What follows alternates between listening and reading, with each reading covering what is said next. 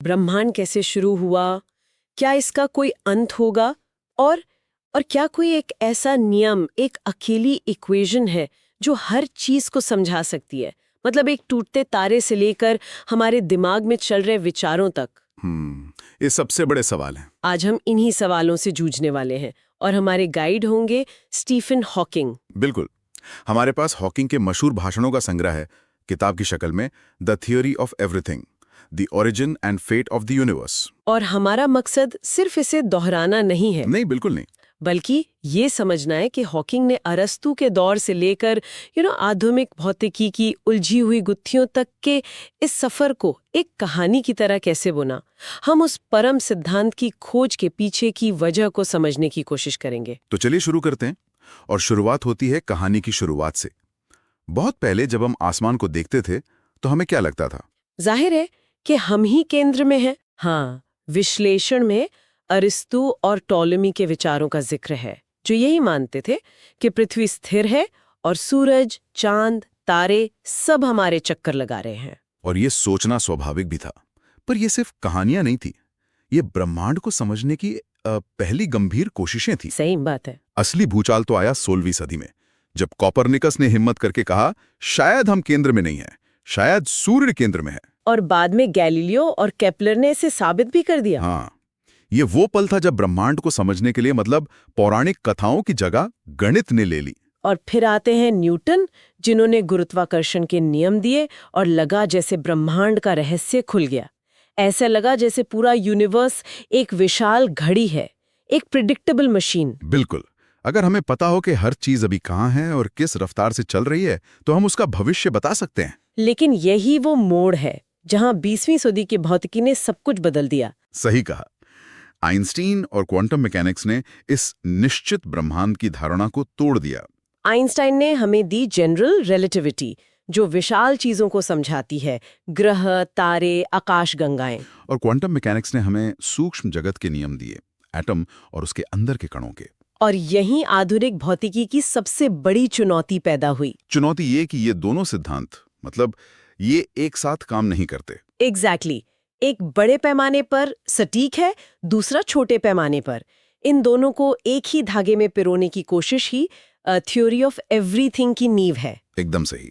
और इस कहानी का अगला बड़ा अध्याय आइंस्टाइन से ही शुरू होता है। हाँ, जिन्होंने बताया कि पदार्थ और ऊर्जा स्पेस टाइम की चादर को मोड़ते हैं। लेकिन मजे की बात यह है कि आइंस्टाइन खुद मानते थे कि ब्रह्मांड हमेशा से ऐसा ही था और हमेशा ऐसा ही रहेगा। एक स्थिर, शाश्वत ब्रह्मांड। हाँ। उन्होंने तो अपनी इक्वेशंस में एक कॉस्मोलॉजिकल कांस्टेंट भी जोड़ दिया था, सिर्फ इसलिए ताकि ब्रह्मांड स्थिर बना रहे। हाँ, एक तरह से उन्होंने गणित को अपनी सोच के हिसाब से मोड़ने की कोशिश की, लेकिन ब्रह्मांड के अपने अलग ही प्लान थे। 1929 में एडविन हबल ने दूर की आकाशगंगाओं को देखते हुए पाया कि वो सब हमसे दूर जा रही हैं। और जो जितनी दूर थीं, वो उतनी ही तेजी से दूर जा रही थी। बिल्कुल। इसका एक ही मतलब था, ब्रह्मांड फैल रहा है। और अगर ये फैल रहा है तो अगर हम समय में पीछे जाएं तो ये छोटा और छोटा और छोटा होता जाएगा। और अंत में एक ऐसे बिंदु पर पहुंचेगा जहां सारा पदार्थ और ऊर्जा एक जगह पर सिमटे हुए थे। एक असीम रूप से घना और गर्म बिंदु, बिग बैंग। इसी को बिग बैंग कहा गया।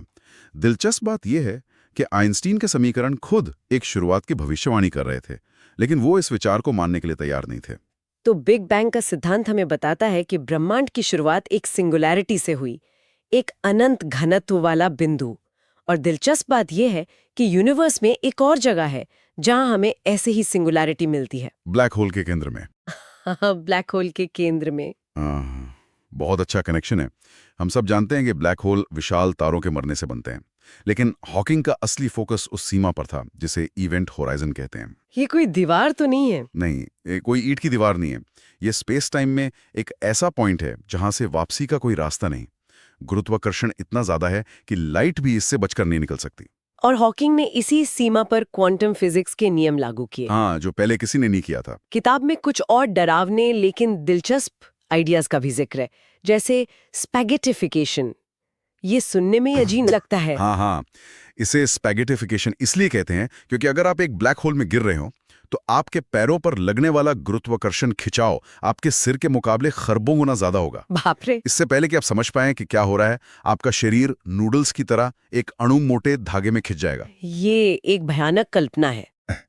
लेकिन ये आइंस्टीन की थ्योरी का सीधा नतीजा है। एक मिनट, अगर ब्लैक होल में कुछ भी गिर जाए, प्रकाश भी बाहर नहीं आ सकता, तो उसके अंदर जो कुछ भी गिरा, एक तारा, एक स्पेसशिप, कोई भी जानकारी, उसका क्या होता है? क्या वो हमेशा के लिए गायब हो जाती है? ये तो फिजिक्स के नियमों के खिलाफ लगता है। यही वो सवाल है जो हॉकिंग को सबसे ज्यादा परेशान करता था, और इसी सवाल के जवाब की खोज में उन्होंने अपनी सबसे बड़ी खोज की। अच्छा, तो अब तक हम सोच रहे थे कि ब्लैक होल एक ब्रह्मांडीय वैक्यूम क्लीनर है जो सब कुछ निगल जाता है। हाँ, लेकिन हॉकिंग ने कहा कि ये लीक भी करता है। ये कैसे हो सकता है? यहीं पर क्वांटम मैकेनिक्स का जादू आता है। हॉकिंग ने बताया कि खाली स्पेस असल में खाली नहीं होता। मतलब? उसमें लगातार कण और प्रतिकण, मतलब पार्टिकल एंटी पार्टिकल के जोड़े पैदा होते हैं और एक दूसरे से टकराकर तुरंत खत्म हो जाते हैं। ये हर जगह हर समय हो रहा है। ठीक है, तो ये वर्चुअल पार्टिकल्स हैं जो बनते और बिगड़ते रहते हैं। बिल्कुल, लेकिन जब यह प्रक्रिया ब्लैक होल के इवेंट होराइजन के ठीक किनारे पर होती है, तो कभी-कभी एक अजीब घटना घटती है। क्या होता है? हो सकता है कि जोड़े में से एक कण, मान लीजिए प्रतिकण, ब्लैक होल के अंदर गिर जाए, जबकि दूसरा मतलब कण वो बाहर बच जाए। अच्छा, जो कण अंदर गिर गया, उसकी नेगेटिव एनर्जी ब्लैक होल के मास को थोड़ा कम कर देती है, और जो कण बाहर निकल गया वो हमें रेडिएशन के रूप में दिखाई देता है। तो बाहर से देखने पर ऐसा लगेगा जैसे ब्लैक होल से ऊर्जा निकल रही है और धीरे धीरे उसका वजन कम हो रहा है। सही पकड़ा? मतलब ब्लैक होल हमेशा के लिए नहीं होते, वो वाष्पित, इवेपोरेट हो जाते हैं। हाँ, और यही हॉकिंग रेडिएशन है। ये सिर्फ एक छोटा सा अकादमिक डिटेल नहीं था, ये एक बहुत बड़ा पल था। क्यों? सोचिए, पहली बार किसी ने दिखाया कि ब्रह्मांड के 3 सबसे जरूरी स्तंभ एक दूसरे से जुड़े हुए हैं। गुरुत्वाकर्षण, जिसने ब्लैक होल बनाया, यानी आइंस्टीन की थ्योरी। ठीक है। क्वांटम मैकेनिक्स, जिसने कणों के जोड़े बनाए, और थर्मोडायनामिक्स, क्योंकि इस रेडिएशन का मतलब है कि ब्लैक होल का एक तापमान होता है और वो ऊर्जा खोता है। वाह, ये थ्योरी ऑफ एवरीथिंग की दिशा में एक बहुत बड़ा कदम था। बिल्कुल। लेकिन इसने एक बहुत बड़ी पहेली भी खड़ी कर दी, जिसे सूचना विरोधाभास या इंफॉर्मेशन पैराडॉक्स कहते हैं। अगर ब्लैक होल आखिरकार वाष्पित होकर खत्म हो जाता है, तो उसके अंदर गिरी हुई जानकारी का क्या हुआ? यही असली टकराव है। आइंस्टाइन की जनरल रिलेटिविटी के हिसाब से वो जानकारी हमेशा के लिए ब्लैक होल के अंदर बंद हो जाती है। लेकिन क्वांटम मैकेनिक्स का एक सबसे बुनियादी नियम है कि सूचना कभी नष्ट नहीं हो सकती। उसे बदला जा सकता है, छिपाया जा सकता है, लेकिन मिटाया नहीं जा सकता। एग्जैक्टली। तो जब ब्लैक होल खत्म होता है, तो सूचना कहाँ जाती है? ये तो विज्ञान के दो सबसे बड़े सिद्धांतों के बीच सीधी टक्कर है। बिल्कुल। हॉकिंग इस पर इतने यकीन करते थे कि सूचना नष्ट हो जाती है कि उन्होंने दूसरे फिजिसिस्ट किप थॉर्न और जॉन प्रेस्किल से शर्त भी लगाई। शर्त? हाँ, शर्त में 1 साल का पेंटहाउस मैगजीन का सब्सक्रिप्शन दांव पर था। ये दिखाता है कि ये बहस सिर्फ अकादमिक नहीं थी, इसमें वैज्ञानिकों का जुनून भी शामिल था। हाँ, और मजे की बात यह है कि सालों बाद, इस किताब के छपने के बाद, हॉकिंग ने अपनी हार मानी और कहा कि शायद सूचना किसी तरह ब्लैक होल से बाहर निकलती है, भले ही वो बहुत बिगड़ी हुई शक्ल में हो। तो बिग बैंग से लेकर ब्लैक होल्स के वाष्पित होने तक ये सब सैद्धांतिक बातें हैं। क्या हमारे पास बिग बैंग के होने का कोई ठोस सबूत भी है? 2 बहुत मजबूत सबूत हैं। पहला है कॉस्मिक माइक्रोवेव बैकग्राउंड रेडिएशन, या CMBR। ये क्या है? इसे आप बिग बैंग की गूंज या उसकी बची हुई गर्मी कह सकते हैं। ये वो रोशनी है जो ब्रह्मांड के बनने के करीब 3,80,000 साल बाद पहली बार आजाद हुई थी, और आज भी ये पूरे ब्रह्मांड में एक हल्की चमक के रूप में फैली हुई है। ये हमारे ब्रह्मांड की सबसे पुरानी तस्वीर है। हाँ, जो हम कभी देख पाएंगे। और दूसरा सबूत? दूसरा सबूत है शुरुआती तत्वों का बनना, जिसे न्यूक्लियोसिंथेसिस कहते हैं। बिग बैंग मॉडल ये भविष्यवाणी करता है कि शुरुआत के कुछ ही मिनटों में कितनी हाइड्रोजन, हीलियम और लिथियम बनी होगी। और जब हम ब्रह्मांड की सबसे पुरानी गैसों को देखते हैं, तो हमें ठीक वही अनुपात मिलता है। ये एक जबरदस्त सबूत है। किताब में एक और विचार है, इन्फ्लेशन थ्योरी। इसकी जरूरत क्यों पड़ी? बिग बैंग काफी नहीं था? इन्फ्लेशन थ्योरी एक बहुत बड़ी पहेली को सुलझाती है। जब हम ब्रह्मांड को देखते हैं, तो ये हर दिशा में आश्चर्यजनक रूप से एक जैसा दिखता है। हर जगह तापमान लगभग बराबर है। लेकिन ऐसा क्यों नहीं होना चाहिए था? क्योंकि अगर ब्रह्मांड बिग बैंग के बाद सामान्य गति से फैला होता, तो ऐसा होने के लिए समय ही नहीं था। ब्रह्मांड के एक कोने की जानकारी दूसरे कोने तक पहुंच ही नहीं सकती थी। तो इन्फ्लेशन थ्योरी क्या कहती है? ये कहती है कि ब्रह्मांड अपनी शुरुआत के पहले सेकंड के एक बहुत ही छोटे से हिस्से में अविश्वसनीय तेजी से फैला था। एक एटम से भी छोटे आकार से बढ़कर एक संतरे के आकार तक, पलक झपकने से भी खरबों गुना कम समय में। और इस तेज फैलाव ने पूरे ब्रह्मांड को एक समान बना दिया। हाँ, ठीक वैसे ही जैसे गुब्बारे में हवा भरने पर उसकी सतह की झुर्रियां मिट जाती हैं। ठीक है, तो हमने ब्रह्मांड की शुरुआत समझ ली। अब इसके भविष्य पर आते हैं। हॉकिंग 3 संभावनाएं बताते हैं, है ना? हाँ, यह इस बात पर निर्भर करता है कि ब्रह्मांड में कितना पदार्थ और ऊर्जा है। पहला, खुला ब्रह्मांड। अगर घनत्व कम है तो गुरुत्वाकर्षण फैलाव को रोक नहीं पाएगा और ब्रह्मांड हमेशा फैलता रहेगा, ठंडा होता जाएगा। और अंत में एक अंधेरी खाली जगह बनकर रह जाएगा। हाँ, दूसरा, बंद ब्रह्मांड। अगर घनत्व ज्यादा है तो गुरुत्वाकर्षण जीतेगा, फैलाव रुकेगा और सब कुछ वापस एक बिंदु पर सिमट जाएगा। Big crunch. और तीसरा, सपाट ब्रह्मांड। अगर घनत्व ठीक बीच में है तो फैलाव धीरे धीरे धीमा होता जाएगा, लेकिन कभी पूरी तरह रुकेगा नहीं। और अभी के सबूत क्या कहते हैं? मौजूदा सबूत एक ऐसे ब्रह्मांड की ओर इशारा करते हैं जो हमेशा फैलता ही रहेगा, शायद और तेजी से। और इस फैलते हुए ब्रह्मांड से एक और गहरा सवाल जुड़ा है, समय का। हम सब महसूस करते हैं कि समय हमेशा आगे बढ़ता है। हम अतीत को याद रखते हैं, भविष्य को नहीं। ऐसा क्यों है? हॉकिंग इसके लिए समय के 3 तीर की बात करते हैं और बताते हैं कि ये तीनों एक ही दिशा में क्यों हैं। कौन कौन से? पहला है थर्मोडायनामिक तीर। ये भौतिकी का दूसरा नियम है जो कहता है कि किसी भी बंद सिस्टम में अव्यवस्था या एंट्रोपी हमेशा बढ़ती है। जैसे एक साबुत कप टूटे हुए कप से ज्यादा व्यवस्थित होता है। बिल्कुल, दूध कॉफी में घुल जाता है, वापस अलग नहीं होता। दूसरा है मनोवैज्ञानिक तीर। हम समय को आगे बढ़ते हुए इसलिए महसूस करते हैं क्योंकि हम अतीत को याद रखते हैं, भविष्य को नहीं। और हॉकिंग का तर्क है कि यादें बनाना भी एक ऐसी प्रक्रिया है जो हमारे दिमाग में एंट्रोपी बढ़ाती है। हाँ, जानकारी को स्टोर करने के लिए ऊर्जा खर्च होती है और अव्यवस्था बढ़ती है। मतलब हम अतीत को इसलिए याद रखते हैं क्योंकि हमारे दिमाग में ब्रह्मांड के उसी नियम का पालन करते हैं, अव्यवस्था बढ़ाने का नियम। बिल्कुल। और तीसरा है ब्रह्मांडीय तीर, यानी ये तथ्य कि ब्रह्मांड फैल रहा है, सिकुड़ नहीं रहा। हॉकिंग का मानना है कि ये तीनों तीर एक दूसरे से जुड़े हुए हैं। समय की दिशा कोई मानवीय धारणा नहीं, बल्कि ब्रह्मांड का ही एक गुण है। तो इस पूरे सफर के बाद हम अपने आखिरी और सबसे बड़े पड़ाव पर आते हैं, थ्योरी ऑफ एवरीथिंग।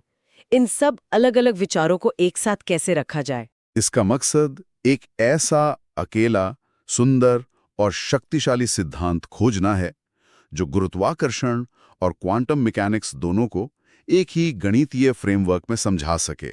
एक ऐसी इक्वेशन जिससे ब्रह्मांड के बाकी सभी नियम निकले जा सकें। हाँ, और स्ट्रिंग थ्योरी इसका सबसे प्रसिद्ध उम्मीदवार है। ये कैसे इस समस्या को सुलझाने की कोशिश करती है? स्ट्रिंग थ्योरी का मूल विचार बहुत ही आकर्षक है। ये कहती है कि अगर हम किसी भी मूल कण जैसे इलेक्ट्रॉन या क्वार्क को और ज्यादा जूम करके देखें तो वो एक बिंदु नहीं बल्कि ऊर्जा का एक बहुत छोटा कंपित हो रहा धागा, एक स्ट्रिंग दिखेगा। जैसे गिटार का तार? बिल्कुल सही एनालॉजी है। जैसे गिटार के तार के अलग अलग कंपन से अलग अलग सुर निकलते हैं, वैसे ही इन स्ट्रिंग्स के अलग अलग कंपन से अलग अलग कण बनते हैं। तो एक तरह का कंपन हमें इलेक्ट्रॉन की तरह दिखता है, दूसरा फोटॉन की तरह, तीसरा क्वार्क की तरह। यही इसकी खूबसूरती है। एक ही चीज, एक धागा पूरे ब्रह्मांड के कणों को बना रहा है। इस समय में तो बहुत सुंदर लगता है, पर अगर ये इतनी अच्छी थियोरी है तो अभी तक साबित क्यों नहीं हुई? इसकी 2 बड़ी चुनौतियां हैं। पहली, ये थियोरी 10 या 11 आयामों डायमेंशंस की भविष्यवाणी करती है, जबकि हम सिर्फ 4 महसूस कर सकते हैं। 3 स्पेस के और 1 टाइम का। हाँ, माना जाता है कि बाकी आयाम बहुत छोटे स्तर पर सिमटे हुए हैं। दूसरी, इन स्ट्रिंग्स को देखने या इनके असर को जांचने के लिए हमें इतनी ज्यादा ऊर्जा की जरूरत होगी जो हमारी पहुंच से बहुत दूर है।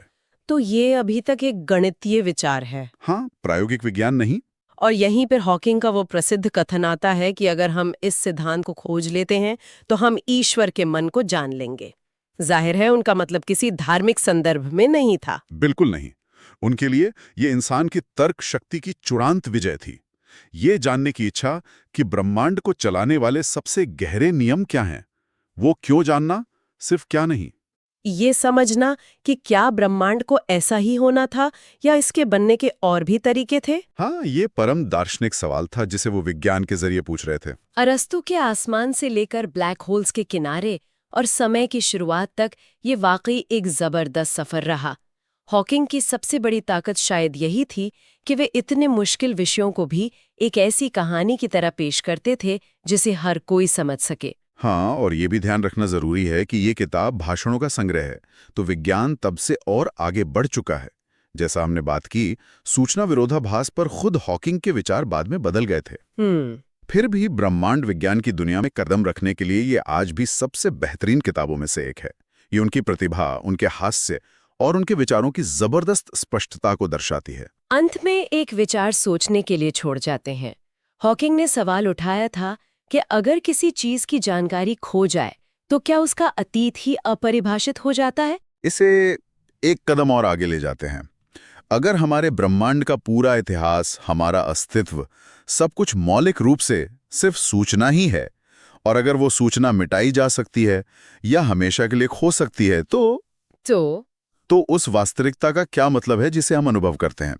क्या हमारा अस्तित्व एक स्थायी पत्थर की तरह है या बस स्पेस टाइम में एक अस्थायी पैटर्न, एक लहर जो आखिरकार शांत हो जाएगी?